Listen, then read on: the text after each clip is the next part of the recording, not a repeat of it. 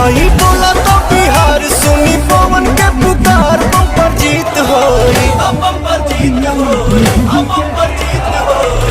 जोड़ी मोदी या नीतीश जी के हिट होई जोड़ी मोदी या नीतीश जी के हिट होई जोड़ी मोदी या नीतीश जी के हिट होई जोड़ी मोदी या नीतीश जी के हिट होई।